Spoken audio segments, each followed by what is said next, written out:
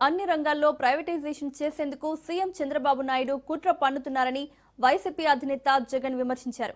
Police శాఖను సైతం private పరం చేసేందుకు ప్రయత్నిస్తున్నారని జగన్ ఆరోపించారు.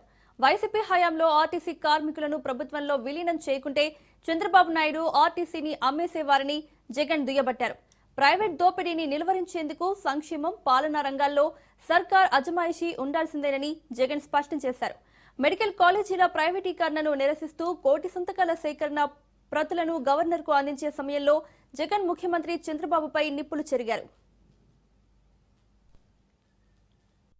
అన్ని వ్యవస్థలు ఒకవైపున ఇక్కడ ఈరోజు చూస్తే అన్ని కుప్పకూలిపోయిన పరిస్థితులు. గవర్నమెంట్ స్కూల్ ఎందుకు నడుపుతా ఉన్నది అని చెప్పి అనుకునే ముఖ్యమంత్రి బహుశా చంద్రబాబు నాయుడు తప్ప ప్రపంచ చరిత్రలో ఎవడు ఉండడు. గవర్నమెంట్ హాస్పిటల్ ఎందుకు నడుపుతుంది అని చెప్పి అనుకునే మనిషి ఒక చంద్రబాబు నాయుడు తప్ప ప్రపంచ చరిత్రలో ఏది ఉండడు. మనం ఉన్నాం కాబట్టి ఆర్టీసీ కనీసం బతికింది. కార్మికులందరినీ గవర్నమెంట్ లో విలీనం చేశాం కాబట్టి. మనం విలీనం చేయకపోయింటే చంద్రబాబు నాయుడు గారు వచ్చిందంటే ఆర్టీసీ కూడా ఈ పాటికి అమ్మేసి ఉంటాడు. మొన్నేదో ఆశ్చర్యకరంగా ఆయన నోట్లో నుంచి విన్న పోలీస్ శాఖను కూడా ప్రైవేటైజ్ చేసే కార్యక్రమం చేస్తున్నాను నేను. అసలు ఏ స్థాయిలోకి వస్తున్నాడు అని అంటే, లా అండ్ ఆర్డర్ అనేది గవర్నమెంట్ ఎందుకు నడుపుతుందంటే దానికి కొన్ని కారణాలు ఉన్నాయి. ప్రైవేట్ ఎక్స్‌ప్లాయిటేషన్ ఉండకూడదు అని. స్కూల్ ఎందుకు నడుపుతుంది గవర్నమెంట్ అంటే కొన్ని కారణాలు ఉన్నాయి. ప్రైవేట్ ఎక్స్‌ప్లాయిటేషన్ ఉండకూడదని. హాస్పిటల్ గవర్నమెంట్ ఎందుకు నడుపుతుందంటే కొన్ని కారణాలు ఉన్నాయి. ప్రైవేట్ ఎక్స్‌ప్లాయిటేషన్ ఉండకూడదు అని. బస్సులు ఎందుకు నడుపుతుందని అంటే దానికి కారణాలు ఉన్నాయి. దానికి కారణాలు ఏమిటి అని అంటే పబ్లిక్ ట్రాన్స్పోర్ట్ విషయంగా పేదలు ఎక్స్‌ప్లాయిట్ కాకూడదు అని చెప్పి. అలాంటిది ఈరోజు అన్ని రకాలుగా ఈ వ్యవస్థ ఒకసారి గమనిస్తే అన్ని వ్యవస్థలు తిరోగమనమే. మరి అన్ని రకాలుగా వ్యవస్థలు తిరోగమనం. ఇంతకు ముందు అమలవుతా ఉన్న పథకాలన్నీ రద్దు. నువ్వు చేస్తానని చెప్పినటువన్నీ మోసాలు. మరి ఇన్ని ఘనకార్యాలు నువ్వు చేసినప్పుడు కలెక్టర్ల సదస్సులో నువ్వు కూర్చొని మీ పనితీరు బాగలేదు కాబట్టి ఆయన ప్రభుత్వం మీద చెడ్డ పేరు వస్తుందని చెప్పి నువ్వు చెప్పడం అంటే అసలు ఇంకా వాళ్ళంతా పోయి తలకాయ బండకేసుకుని కొట్టుకోవాలి. ఆ స్థాయిలో ఈ మనిషి బుర్ర పనిచేయడం లేదు చంద్రబాబు నాయుడు గారి బుర్ర. నిజంగా ఈరోజు 1,04,11,136 సంతకాలు, ఒక హిస్టరీ. నిజంగా ప్రతి సంతకము కూడా ఎక్కడా కూడా పొరపాటు జరగకూడదని, ప్రతి సంతకము సిన్సియారిటీతో ఈ నిర్ణయం వ్యతిరేకిస్తూ అక్టోబర్ 7వ తారీఖున ఉద్యమానికి మనం కార్యాచరణ చేశాం. అందరికీ గుర్తుండే ఉంటుంది. అక్టోబర్ 7వ తారీఖున మొట్టమొదటి బీజం పడింది. అక్టోబర్ 9వ తారీఖున నర్సీపట్నం మెడికల్ కాలేజీని నేను సందర్శించిన. ప్రజలకు ఉద్యమం గురించి, కార్యాచరణ గురించి వివరిస్తూ అక్టోబర్ 9వ తారీఖున నర్సీపట్నం మెడికల్ కాలేజీని నేను సందర్శించిన. దాని తర్వాత అక్టోబర్ 10వ తారీఖు నుంచి డిసెంబర్ 10 దాకా ప్రతి గ్రామంలోనూ, ప్రతి పట్టణంలోనూ, వార్డుల్లోనూ రచ్చబండ కార్యక్రమాన్ని నిర్వహిస్తూ ప్రజలకు ఈ మెడికల్ కాలేజీల విషయంలో, ప్రైవేటీకరణ విషయంలో ప్రజలు నష్టపోతా ఉన్నది ఏమిటి అని చెప్పి సువివరంగా ఎక్స్ప్లెయిన్ చేస్తూ, ప్రజలను ఈ సంతకాల సేకరణలో భాగస్వాములను చేస్తూ, ప్రజలు ఏ రకంగా చంద్రబాబు నాయుడు తీసుకుంటా ఉన్న ఈ నిర్ణయాల వల్ల నష్టపోతారు, ప్రజలు ఎలా నష్టపోతారు అని చెప్పి సువివరంగా ప్రజలకు ఎక్స్ప్లెయిన్ చేస్తూ జరిగిన కార్యక్రమం ఇది. కాంగ్రెస్ సర్పంచ్లను రాష్ట్ర రెవెన్యూ శాఖ మంత్రి పొంగులేటి శ్రీనివాసరెడ్డి సత్కరించారు. కొత్తగూడెంలోని మంత్రి క్యాంపు కార్యాలయంలో జిల్లాలో నూతనంగా ఎంపికైన కాంగ్రెస్ సర్పంచ్, ఉప సర్పంచ్లను సత్కరించి స్వీట్స్ తినిపించారు మంత్రి. గ్రామస్థాయి ఎన్నికల్లో విజయం రాజకీయ పార్టీలకు ఆయుపట్టు అన్నారు. ఏ పార్టీ బతకాలన్నా, ఏ రాజకీయ నాయకుడి తలరాత మార్చాలన్నా పునాది గ్రామస్థాయి ఎన్నికలు కీలకమన్నారు. గత బీఆర్ఎస్ హయాంలో స్థానిక సంస్థల ఎన్నికలు రాజ్యాంగ పద్ధతిలో, శాస్త్ర శాంతియుత పద్ధతిలో జరగలేదన్నారు. గత 2 ఏళ్లలో రేవంత్ రెడ్డి ఆధ్వర్యంలో ప్రభుత్వ సంక్షేమ పథకాలు అమలు ద్వారా 70% సర్పంచ్ స్థానాలు దక్కేందుకు దోహదపడిందన్నారు. సమావేశంలో కాంగ్రెస్ ఎమ్మెల్యేలు, నాయకులు పాల్గొన్నారు.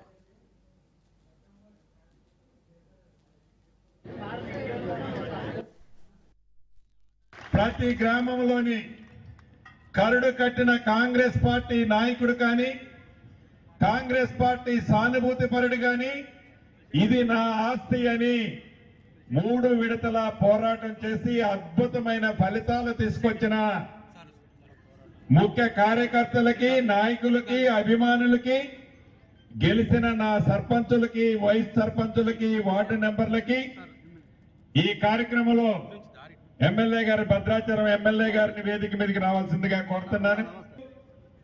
ఆనాటి మీ దీవెనలతో, ఆనాటి మీ కష్ట ఫలితంతో ఈనాడు తెలంగాణ రాష్ట్రంలో ఎన్నికలకు ముందు చెప్పిన ప్రతి హామీని పేదవాడికి అందించాలని తాపత్రయపడుతూ, రాష్ట్ర ఆర్థిక పరిస్థితి సహకరించకపోయినా ఇచ్చిన ప్రతి మాటని కట్టుబడి పేదవాడికి అందించాలని పేదవాడి భుజము తట్టి భరోసాని కల్పించే విధంగా ఈనాటి మన ప్రభుత్వం చేస్తున్న గడిచిన 2 సంవత్సరాల్లో చేసిన మంచి కార్యక్రమాలే రాష్ట్ర వ్యాప్తంగా ముఖ్యంగా మన భద్రాద్రి కొత్తగూడెం జిల్లాలో కూడా ఎన్నికలు జరిగిన వాటిలలో 70% పైగా 100 సర్పంచులకి పోటీ జరిగితే 70 సర్పంచులు కాంగ్రెస్ పార్టీ అభ్యర్థులని మంచి మెజార్టీతో గెలిచి మీరు ఇక్కడికి రావడం జరిగింది. నిజాం కాలం నాటి గంగకత్వ కాలువ ఆధునీకరణకు జగ్గారెడ్డి టీజీఐఐసీ చైర్పర్సన్ నిర్మలా చొరవతో మంత్రి ఉత్తమ్ కుమార్ రెడ్డి సహకారంతో బీజం పడింది. సెక్రటేరియట్లో జగ్గారెడ్డి సమక్షంలో నీటిపారుదల మంత్రి ఉత్తమ్ కుమార్ రెడ్డి ఆధ్వర్యంలో నీటిపారుదల శాఖ ఉన్నతాధికారులతో ఉన్నత స్థాయి సమీక్షా సమావేశం జరిగింది. గంగకత్వ కాలువ ఆధునీకరణ పనులతో పాటు సంగారెడ్డి నియోజకవర్గంలోని 4 మండలాల్లోని 80 చెరువులకు మరమ్మతులు, చెక్ డ్యాంల నిర్మాణానికి 3 రోజుల్లో ప్రతిపాదనలు సిద్ధం చేయాలని మంత్రి ఉత్తమ్ కుమార్ రెడ్డి అధికారులను ఆదేశించారు. గంగకత్వ కాలువ ఆధునీకరణ పూర్తయితే సంగారెడ్డి నియోజకవర్గంలో 33 చెరువులకు నీరందడంతో పాటు 1500 ఎకరాల ఆయకట్టుకు సాగునీరు అందించవచ్చని మంత్రికి జగ్గారెడ్డి వివరించారు. ఈ సమీక్షలో ఇరిగేషన్ శాఖ principal secretary Rahul Bojja, secretary Prashant Jeevan Patil, ENC Amjad Hussain, SE Srinivas, DE బాలగణేష్లు పాల్గొన్నారు. సమాజంలో అత్యధిక జనాభా కలిగిన బీసీల మాదిరిగానే కాపు సామాజిక వర్గం కూడా దశాబ్దాలుగా వివక్షకు, అణచివేతకు గురవుతోందని భారత చైతన్య యోజన పార్టీ అధినేత బోడి రామచంద్ర యాదవ్ ఆవేదన వ్యక్తం చేశారు. పశ్చిమ గోదావరి జిల్లా తణుకులో జరిగిన కాపుల ఆత్మీయ సమావేశంలో పాల్గొన్న ఆయన ఈ వ్యాఖ్యలు చేశారు. రాజధానిలో బీసీలకు 1000 ఎకరాలు కేటాయించాలనే డిమాండ్తో బీసీవై పార్టీ ఉద్యమిస్తోందన్నారు. ఇదే తరహాలో రాజధానిలో కాపులకు కూడా వాటా ఇవ్వాలని, అందుకోసం బీసీవై పార్టీ మద్దతు ఇస్తుందని ఆయన ప్రకటించారు. రాష్ట్రంలో ఉన్న కాపు సంఘాలు, కాపు పెద్దలు ఈ అంశంపై స్పందిస్తే బాగుంటుందన్నారు.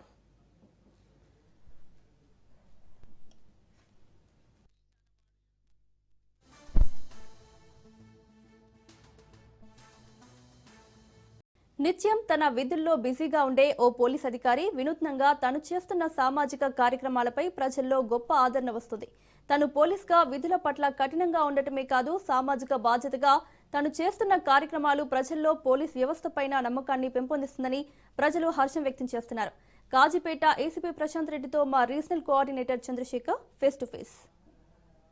ఒక పోలీస్ ఆఫీసర్ నిత్యం తన విధి నిర్వహణలో బిజీగా ఉంటాడు. శాంతి భద్రతల సమస్యల్లో కఠినంగా వ్యవహరిస్తారు. అయినప్పటికీ తనకున్న సమయాన్ని ప్రజా సమస్యల్లో వారితో పాలు పంచుకుంటున్నాడు. సమస్యల పరిష్కారానికి ప్రజలతో సొంత కుటుంబ సభ్యులుగా తను వారితో మెలుగుతున్నారు. తను చేస్తున్న సేవలకు గాను ఖండాంతరాలుగా సోషల్ మీడియాలో తనకి అభిమానులు హర్షం వ్యక్తం చేస్తున్న పరిస్థితి. అతను ఎవరో కాదు, Kazipet ACP Pingili Prashanth Reddy. Sir, hello. ఎంతో మంది అసలు మిమ్మల్ని చూసిన తర్వాత పోలీసులు అంటే మాకు అభిమానం వచ్చిందంటున్నారు. సరే, ఎందుకు సార్ ప్రజలు ఇంతగా మిమ్మల్ని అభిమానిస్తున్నారు? ఏంటి? ఇన్ఫాక్ట్ చెప్పాలంటే మనిషికి మానవత్వం ఉంటే ఆ మానవత్వాన్ని గుర్తించే మనస్తత్వం ప్రతి మనిషికి ఉంటుంది. ఇవన్నీ చాలా చిన్న విషయాలు. ప్రతి పౌరుడు, ప్రతి జీవి చేయాల్సిన కనీస కర్తవ్యాలు. ఈ కర్తవ్య దీక్షలో భాగంగా చిన్న నా దృష్టికి అనిపించిన ప్రతి దాని విషయంలో నేను తట్టి లేపుతుంటే దానికి ప్రజల నుండి స్పందన చాలా చక్కగా ఉంటుంది. ప్రజలు వారి దీవెనలు వాళ్ళు దీవిస్తున్నారు. నువ్వు చల్లగా ఉండాలని చెప్పి దీవిస్తున్నారు, వాళ్ళు ఎంకరేజ్ చేస్తున్నారు. కారణం ఏంటంటే ఇవి జనరల్గా they don't expect this kind of activities from police which I'm doing. So దాంతో ఏంటంటే అరే పోలీసు ఇలా ఉన్నారు ఏంటని చెప్పేసి వాళ్ళకు అలా అనిపిస్తుంది. కానీ ఇది ఒక నైజంగా ఉండాలి ప్రతి మనిషికి.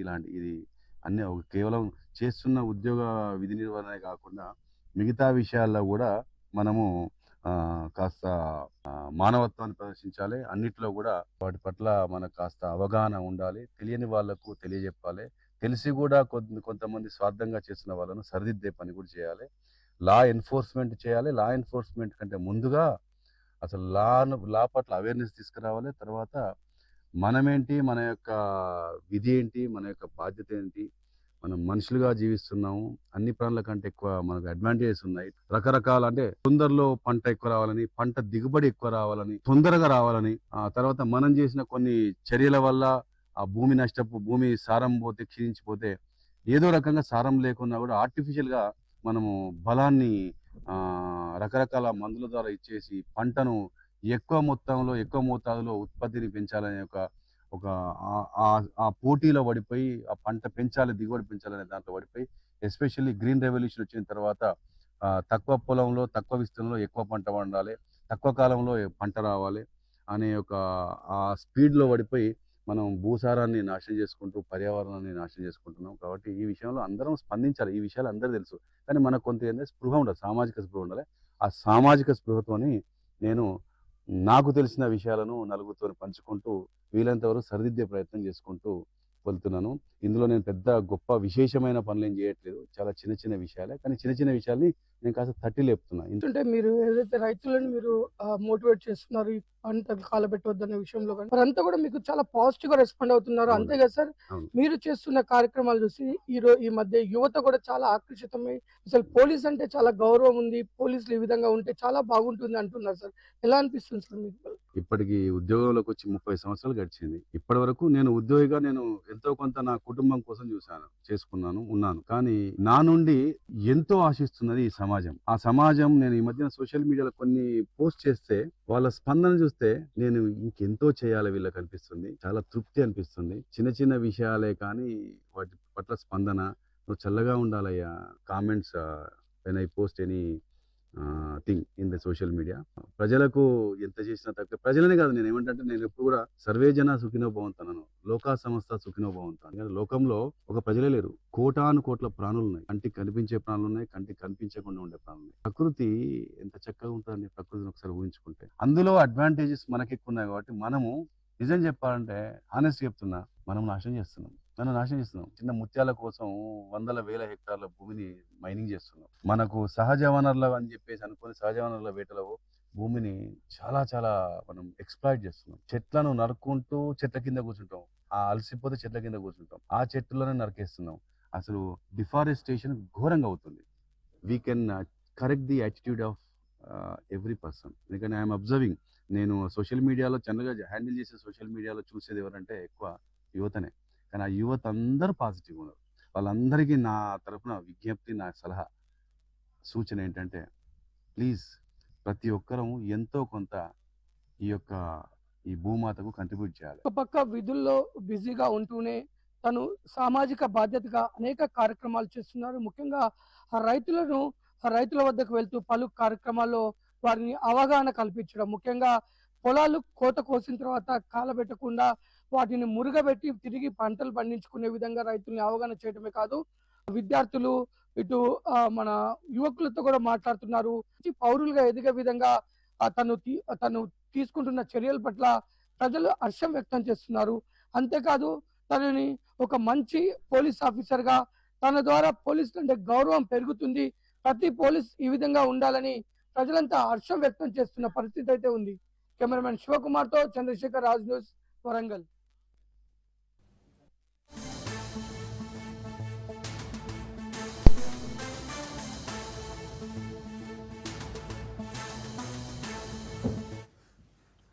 బ్రేకింగ్ న్యూస్ చూస్తున్నాం. ఫోన్ ట్యాపింగ్ కేసులో కీలక పరిణామం చోటు చేసుకుంది. ట్యాపింగ్ కేసులో మరో సిట్ ఏర్పాటు చేస్తూ డీజీపీ శివధర్ రెడ్డి ఉత్తర్వులు జారీ చేశారు. సజ్జనార్ నేతృత్వంలో కొత్త సిట్ ఏర్పాటు చేస్తూ డీజీపీ ఆదేశాలు జారీ చేశారు. సుప్రీంకోర్టులో విచారణ నేపథ్యంలో కొత్త సిట్ ఏర్పాటు చేస్తూ డీజీపీ ఉత్తర్వులు జారీ చేయడం చర్చనీయాంశమవుతోంది.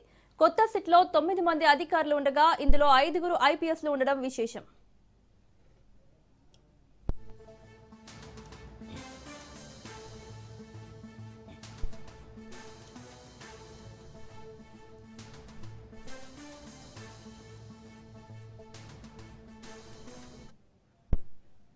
ఫోన్ ట్యాపింగ్ కేసులో కీలక పరిణామం చోటు చేసుకుంది. ట్యాపింగ్ కేసులో మరో సిట్ ఏర్పాటు చేస్తూ డీజీపీ శివధర్ రెడ్డి ఉత్తర్వులు జారీ చేశారు. సజ్జనార్ నేతృత్వంలో కొత్త సిట్ ఏర్పాటు చేస్తూ డీజీపీ ఆదేశాలు జారీ చేశారు. సుప్రీంకోర్టులో విచారణ నేపథ్యంలో కొత్త సిట్ ఏర్పాటు చేస్తూ డీజీపీ ఉత్తర్వులు జారీ చేయడం చర్చనీయాంశమవుతోంది.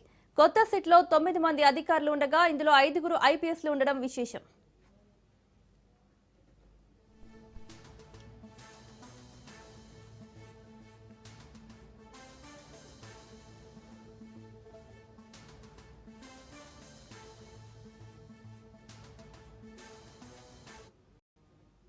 ఖమ్మంలో చలో బీజేపీ కార్యాలయ ముట్టడి కార్యక్రమం నిర్వహించిన కాంగ్రెస్ నాయకులను పోలీసులు 2 టౌన్ స్టేషన్ కి తరలించారు.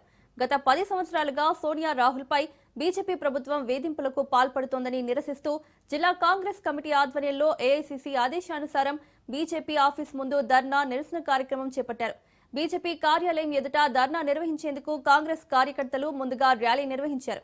అనంతరం జెడ్పీ సెంటర్లో అంబేద్కర్ విగ్రహం వద్ద దీక్ష చేపట్టి బీజేపీ కార్యాలయం వైపు దూసుకెళ్లారు. దీంతో పోలీసులు అడ్డుకుని వారిని అరెస్ట్ చేసి 2 టౌన్ పోలీస్ స్టేషన్ కి తరలించారు.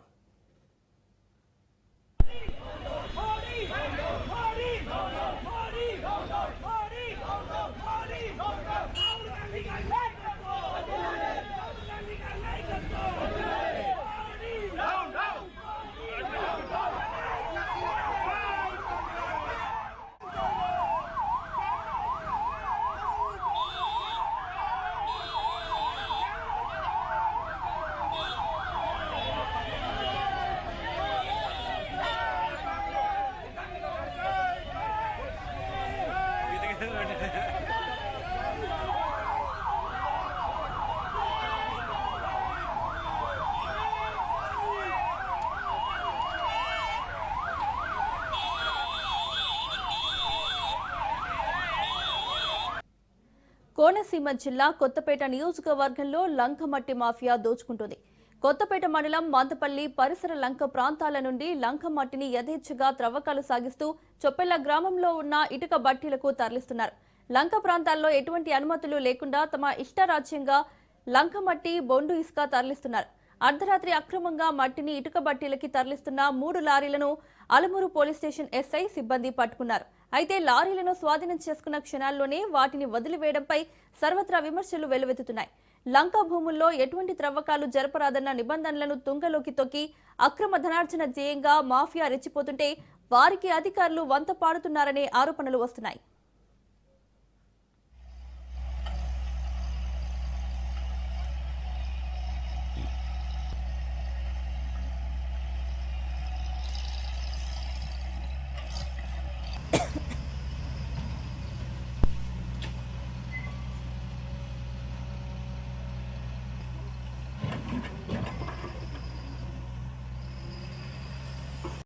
కొత్తగూడెం జిల్లా అశ్వరావుపేట నియోజకవర్గం అసుపాక గ్రామ పంచాయతీకి జరిగిన ఎన్నికల కౌంటింగ్లో మోసం చేశారని కాంగ్రెస్ రెబల్ అభ్యర్థి పాయం ధనలక్ష్మి ఆరోపించారు. 31 బ్యాలెట్ పేపర్స్ మాయం చేశారని, రిటర్నింగ్ అధికారి అభ్యర్థుల సంతకాలు తీసుకోలేదని సర్పంచ్ అభ్యర్థి ధనలక్ష్మి కలెక్టర్కు ఫిర్యాదు చేశారు. విజేతగా నిర్ధారించిన కాంగ్రెస్ మద్దతుదారు సోడెం ఆదిలక్ష్మికి 750 రాగా రెబల్గా బరిలో దిగిన పాయం ధనలక్ష్మికి 730 ఓట్లు వచ్చాయి. ఎన్నికల అధికారులు, పోలీసు యంత్రాంగం మొత్తం కలిపి అధికార దుర్వినియోగం చేసి కౌంటింగ్ గోల్మాల్ చేసి సర్పంచ్గా గెలవాల్సిన తనను అధికారులు అందరూ ఓడించారని వాపోయారు. రీ ఎలక్షన్ పెట్టాలని డిమాండ్ చేస్తూ కలెక్టర్కు ఫిర్యాదు చేశారు.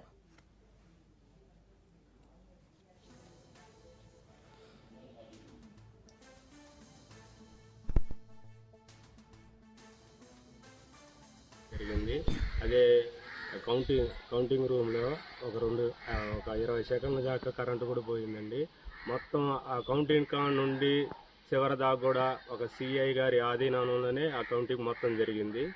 అలాగే మీడియా మిత్రులు కూడా లోన్ ఉంటే వాళ్ళకు కూడా ఒక 4 గంటల సమయం పట్టిద్ది, ఇప్పుడే వద్దు బయటికి వెళ్ళి రండి అని చెప్పేసరికి ఈ లోపలనే ఒక అర్ధగంట అయ్యే లోపలనే రిజల్ట్ అనౌన్స్ చేసేసి బయటికి పంపించేశారు.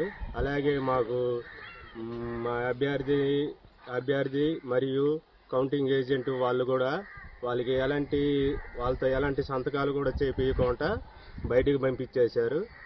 వాళ్ళు ఏదైతే కౌంటింగ్ చేసిన లెక్కలు ప్లస్ ఈ పోలైన ఏవైతే ఓట్లు ఉన్నాయో వాటికి వీటికి పొంతన లేకుండా ఉన్నాయి. అయితే మాకు మొత్తం మేము ట్రాలీ చేస్తే మాకు ఒక 31 ఓట్లు తేడా వచ్చింది. మరి ఆ 31 ఓట్లు ఏమైందని అడిగితే ఆర్ఓ గారు ఈ ఓటర్లే పట్టుకుని వెళ్ళిపోయారని సమాధానం చెప్పారు. అందుకోసం దీనికోసం మేము ఎంతవరకైనా మేము ఎక్కడికైనా వెళ్తాం. మాకైతే అన్యాయం జరిగింది. కొత్తగూడెం జిల్లా అశ్వారావుపేట మండలం ఆస్పా గ్రామ పంచాయతీలో మొన్న 14వ తారీఖున జరిగినటువంటి పంచాయతీ ఎలక్షన్లో మాకు 1793 ఓటు బ్యాంక్ ఉండగా దాంట్లో పోలైన ఓట్లు 1618. మా అభ్యర్థి పాయం ధనలక్ష్మికి 730 ఓట్లు రాగా ప్రత్యర్థి సోడి ఆదిలక్ష్మికి 750 రాగా, సిపిఐ బలపరిచిన అభ్యర్థికి 85 ఓట్లు వచ్చినాయి. ఇన్వాలిడ్ ఓట్లు 22 వచ్చినాయి. ఇంకా లెక్క రాని ఓట్లు 31 ఓట్లు ఉన్నాయి. మా పంచాయతీ వచ్చిన ఆఫీసులో 6వ సారు ఎవరిని కోరగా ఆ 31 ఓట్లు జనాలు పట్టుకెళ్లారు అని చెప్పడం చాలా దురదృష్టం.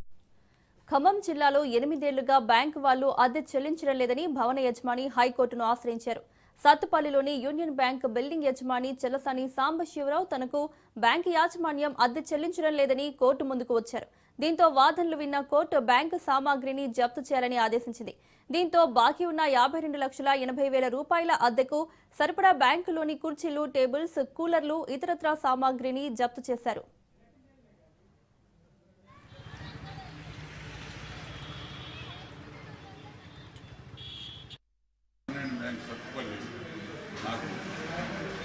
ప్రెమిసెస్ రెంట్ ఇవ్వాలి.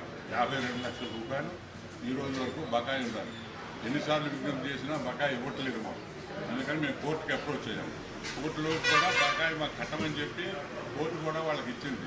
ఇస్తే వీళ్ళు హైకోర్టుకి వెళ్ళారు. హైకోర్టు కూడా బకాయి కట్టేసి జనవరి 31, 2026 ఖాళీ చేయమని ఇచ్చింది. బకాయి పే చేయమని, అయినా పే చేయట్లేదు.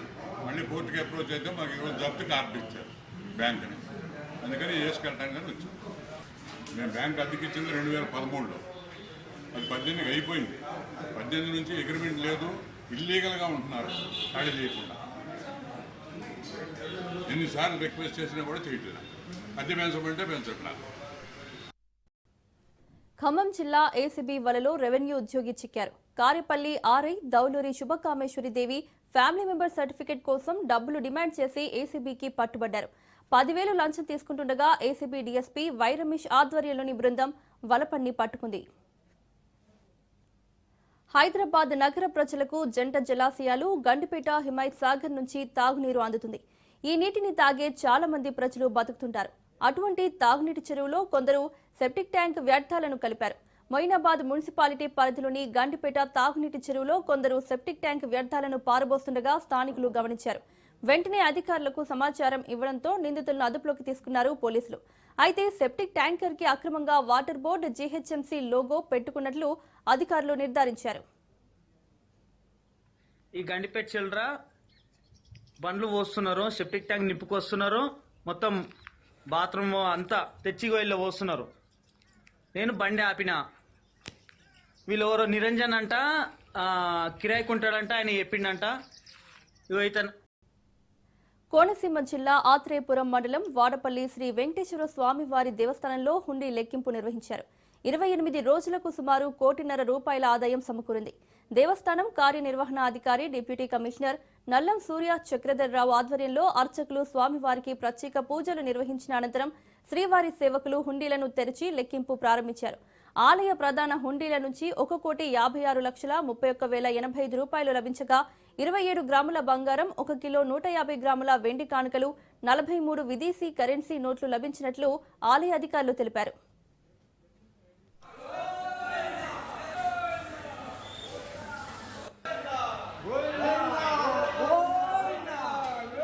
హైదరాబాద్ నాంపల్లి కోర్టుకు బాంబు బెదిరింపు కలకలం రేపింది. దీంతో కోర్టు హాల్స్ ను పోలీసులు ఖాళీ చేయించారు. కోర్టులో బాంబు స్క్వాడ్ తనిఖీలు చేస్తోంది. కోర్టు వద్ద పోలీసులు భారీగా భద్రతను మోహరించారు.